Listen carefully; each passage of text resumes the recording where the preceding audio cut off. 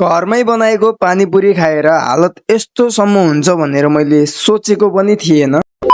All right guys, welcome back to my mini blog. I hope हजुरहरू सबै सन्चै हुनुहुन्छ। म पनि सन्चै छु र होटलमा बस्ने भइसकेपछि त हल्का फुल्का काम गर्ने। त्यसपछि बिहान उठ्दा चाहिँ त्यहाँ होटलमा हल्का ग्राहकले खाएको भाँडाकुँडा रहेछ, त्यो भाँडाकुँडा उठाएर म चाहिँ लग्छु तलतिर। यो लाइभ देख्दा त आफूले आफूलाई नै घिन लाग्छ। जति जे लागि नि के गर्ने, काम त गर्नै पर्यो। अनि त्यसपछि त्यो भाँडालाई चाहिँ मैले किचनमा ल्याएर राख्छु र त्यो भाँडा चाहिँ भाउजूले माझ्नुहुन्छ। त्यसपछि अगाडि आएर एकचोटि पंखा चलाएर, गर्मी छ नि त, पंखा चलाएर हल्का शीतलको हावा खान्छु। हावा मात्रै कति खाने, भात पनि खान्छु भनेर मलाई चाहिँ भोक पनि लागेको थियो, खाना खाने समय पनि भएको थियो। र किचनमा आएर आफ्नो लागि एक थाल भात हाल्छु र त्यसपछि त्यो भातलाई लगेर साइडमा बसेर गम हान्छु। भात त च्वाट भइसक्यो एक लडमा र त्यो खाली थाललाई लगेर धुने ठाउँमा छोडेर आफ्नो हात पखाल्छु। त्यसपछि आज चाहिँ शनिबार भएकै कारण मैले चाहिँ आफ्नो कपडाहरू धुनु थियो, कपडाहरू म चाहिँ धुन थाल्छु। सर्ट कलेजको के हो। त्यसपछि कपडा धुँदा धुँदा मैले चाहिँ कपडाको भित्र चाहिँ पैसा भेट्टाउँछु। कति रुपियाँ भन्नु न, 20 रुपियाँ। पैसा नभएकोलाई 20 रुपियाँ भनेको नि बहुत धेरै हो। र कपडा धोएर सकेपछि यहाँ चाहिँ सानो मिनी स्विमिङ पुल भइसकेको रहेछ कपडा धुने ठाउँमा। कपडा धोइसकेपछि मैले चाहिँ त्यो सबै कपडालाई ल्याएर छतमा सुकाउँछु। घाम त लागेको छैन तर गर्मी चाहिँ खतरा छ। त्यसपछि काम गर्दा गर्दा नास्ता खाने समय पनि हुन्छ। किचनमा आउँछु, त्यहाँ ब्रेड भेट्छु। ब्रेडसँग खाने केही थिएन, त्यही भएर ब्रेडलाई चाहिँ मैले काच्चै खाइदिन्छु, पानी पनि त्यही माथि खाइदिन्छु।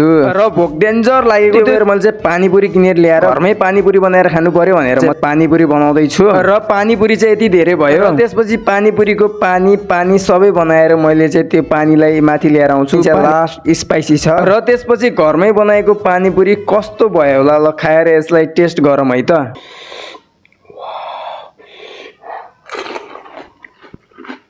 र यो खाँदाखेरि चाहिँ लास्ट मिठो छ, बट यसको टेस्ट चाहिँ लास्ट पिरो छ। हजुरहरू पनि घरमा पानीपुरी बनाएर खानुहुन्छ भने कमेन्ट गर्नुहोस्। र त्यसपछि मैले सोचेको पनि थिएन कि मैले घरमै आफैले बनाएको पानीपुरीले मेरो हालत यस्तो गराइदिन्छ भनेर। पुरा मेरो आँखादेखि आँसु आएर सास फेर्नै गाह्रो भएको छ, पुरा र्याल चुहिएको छ भनौँ।